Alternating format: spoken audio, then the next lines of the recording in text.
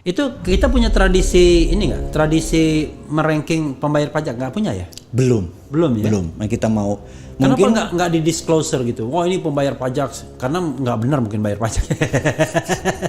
Makanya, wah ini bayarnya katakanlah 300 miliar. Tapi kayaknya lebih dari 300 miliar deh. kebanyakan perusahaan yang Iya, iya. tapi kalau personal ini kan pajak pribadi kan. Iya, iya. Jadi kalau pajak perusahaan ya biarin lah. Tapi kalau Iya. pajak pribadi ini menarik karena seorang mendadak mau menjadi punya postur di lingkungannya. Oh Pak Haji Anu 4 loh. Ya gila gitu. Itu cukup direspek gitu. Suara dia cukup direspek. Jadi bukan sekedar Tapi satu berarti suara. Bung Bosman membayar 2 kali pajak berarti? Pajak perseorangan sama pajak perusahaan dong berarti? Dan pajak tax amnesty. Oh tax ikut juga tax amnesty kemarin? Warga negara yang baik saya ini. Karena itu saya bilang saya boleh komplain, saya boleh mengkritik Iya. versi saya sih. Iya. Karena saya merasa porsinya gue lakuin kok Iya, sebagai warga negara, bener nggak? Tapi sobat era sekalian, tax amnesty jilid 2 ini udah berakhir akhir Juni kemarin 30 ya? Juni kemarin. Ya. 30 Juni kemarin. Apa memang untungnya apa tax amnesty 30 Juni kemarin itu? Rekening kita minus kali ya negara ya, karena subsidi harga segala macam. Mereka Jadi perlu. mereka butuh fresh money gitu. Oke lah, kita contribute, gitu ya. Ya tapi kalau bisa next, jangan lu peres. Lu kasih gua bermain juga jangan too much rule gitu ya. Iya. Harus ini harus itu gitu ya. Yang saya pikir kadang-kadang ya ini mah sikat aja lah gitu. Nah sekali lagi, jadi saya merasa pengusaha kan kita bagi 2 pengusaha besar Iya. dan mikro, kecil dan menengah. Kita bagi 2. Iya. Pengusaha besar itu punya banyak akses finansial. Jadi dia bisa IPO, Iya. dia bisa pinjem bank karena dia punya aset sebagai jaminan. Iya. Jadi Punya ini teman juga. nah ini yang saya mau kritik. Jadi mungkin di channel Abang ini kan banyak politik Iya. angle-nya atau ketatanegaraan. Iya.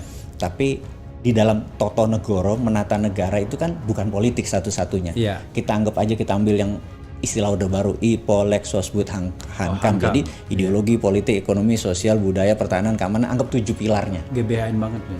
Nah, iya kan?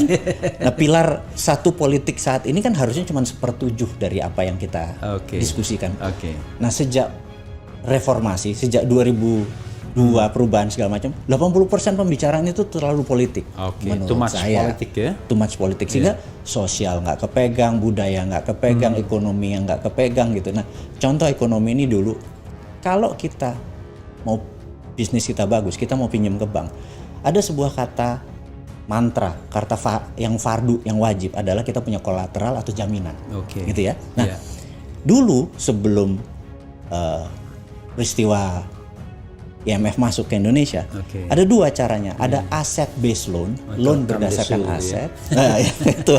Yang kedua adalah project based loan, loan pinjaman berdasarkan project. Jadi kalau Bang Levi punya kontrak dari Pertamina suruh ngelas pagar, harganya 1 miliar, itu project. Kalau kita perlu uang 50%-nya, 500 juta, maka kalau bank sekarang ada jaminan nggak? Walaupun Itu tidak ada project-nya, tetap minta jaminan. Karena diputus hanya project base, hanya aset based loan yang boleh sekarang di Indonesia. Dulu ini pun surat berharga ini bisa dikasih berdasarkan project. Kontrak project itu bisa dijadikan jaminan. Yang jadi masalah adalah pengusaha besar punya aset, yang kecil menengah mikro nggak punya aset. Fundingnya dari mana kalau dia dapat kerjaan? Iya. Nah ini kita secara sistemik. Iya. Ini kita nggak bisa kaya nih. Iya. Kecuali project loan boleh diadakan sehingga kalau Pertamina ngasih project ke mereka ini bisa dijaminin ke bank. Nah, saya tuh ingin mengusulkan hidupin lagi project based loan. Gitu. Ini kita sudah 20 tahun loh project based loan itu tidak boleh.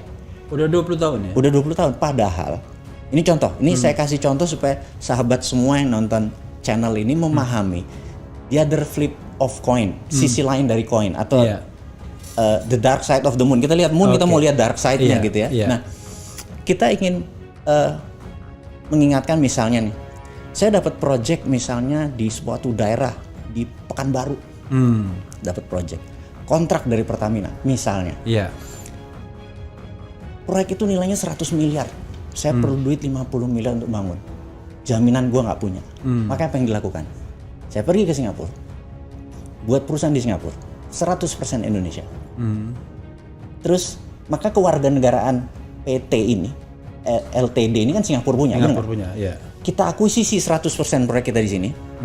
Kita pinjam berdasarkan proyek di Singapura, keluar nggak? Bisa keluar ya? Ya keluar, karena kan project based loan di sana boleh. Ya udah. Terus nanti di sini ngutang, bayarin sana ngutang aja, terus di sini nggak pernah untung. Ya gue kaya raya. Dulu gue lakukan itu. Karena itu gue bilang gue monster ekonomi. Dulu gue lakukan itu, tapi sekarang gue ada insaf. Gue balik ke Indonesia. Jadi berapa lama berdosanya waktu itu? Banyak, lama. Ada kali 20 tahun gitu ya. Tapi di sisi lain Bang, cuman sekedar mengingatkan. Gue punya rumah yatim Indonesia. Iya. Usianya udah 26 tahun. Berarti untung 6 tahun ya? Nah, mau gue ceritain adalah begini. Kalau pajak di sini 25%, ini gue buka aja supaya kita ada wake up call bagi negara ini. Kalau nggak, orang akan melakukan itu terus. Di Singapura pajak cuma 14%, di sini 25%. Gue selisih 11%. Mendingan gue proyek gue di Singapura semua, pajaknya cuma segitu, 11% gue kasih anak yatim. I see. Jadi kita punya cara untuk survive, tapi dengan cara memanipulasi. Gue pikir enggak lagi deh, gue mau jadi orang tobat di sini. Tapi permudah Jo, istilahnya. Iya, pakai sulut punya, yang mana ada punya Jo. Permudah hal-hal seperti itu. Karena kita kan taatnya sama duit nih. Kalau kita pengusaha, bener nggak? Lu bikin susah, gue negara lain, gitu. Karena uang nggak ada kewarganegaraannya soalnya. Itu. Nah, kira-kira oligar, kira-kira konglomerat, kira-kira orang yang rekeningnya di atas 10 digit, apa taat sama beginian? Enggak, semua main di luar. Iya. Gitu. Nah, mau mereka balik. Itu kan, jangan pajakin yang coro-coro yang kecil-kecil UKM-UKM ini dipajakin. Nggak akan pernah kaya negara kita. Ini dipermudah mereka balik ke negara ini. Kaya kita itu, gitu. Nah, ini yang gue mau challenge. Jadi gue marah, ngeritik, tapi kasih solusi. Mudah-mudahan ini solusi ya. Ya, tax amnesty yang 1 dan 2 itu ternyata belum terbukti bisa mengembalikan uang itu. Belum terbukti bisa ada benefit tambahan dari uang yang ada di tangan tadi. Akhirnya cuma menjadi operation expenditure. Jadi buat dia operation aja. Iya, untuk biaya itu. Kan harusnya menjadi capital expenditure. Saya pernah diceritakan seorang menteri ya sekarang masih menjabat, menterinya powerful. Dia bicara tentang pengusaha sawit.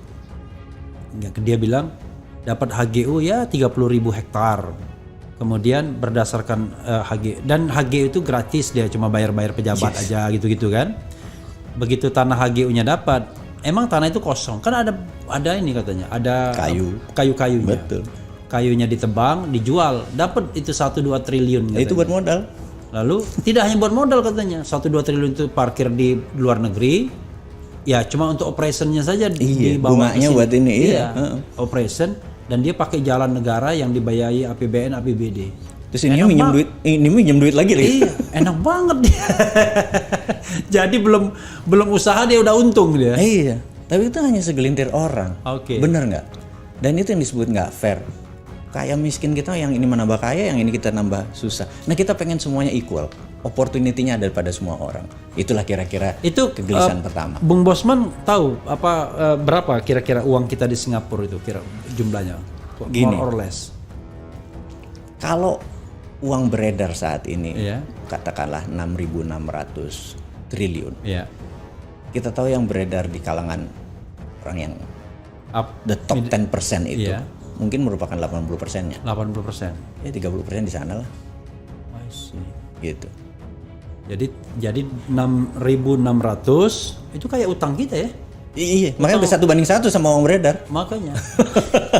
Utang luar negeri kita udah 7.000 sekarang. Udah 7.000. Itu kalau belum masuk utang BUMN. Iya, BUMN. Katanya ada juga utang yang nggak dicatatkan. Ada banyak. Makanya kalau dicatatkan kena ini sekian persen dari PDB. Iya, belasan triliun juga.